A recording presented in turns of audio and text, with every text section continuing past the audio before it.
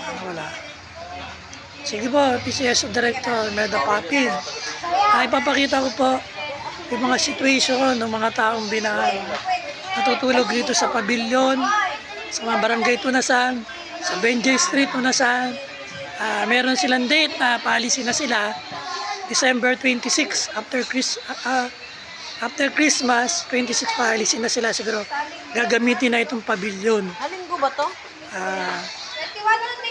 Senador Bongo, Mandea, sana na napapakinggan nyo ang sinasabi ko. Namaya na kay Mayor Rupi Biason nung nag-usap tayo. Kakausapin nyo na ang LGU ng Muntinlupa na si Mayor Rupi Biason para doon sa inihingi namin na financial assistant, food assistant. Mula July, ang pinakulay yung Bagyong Juan. 5 buwan na mga limang buwan na mga bagyo na binaha. Kaya yung iba dito natulog sa ano.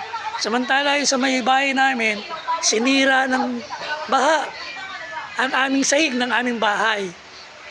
Kaya nga, kahit sa video pinapakita ko, sana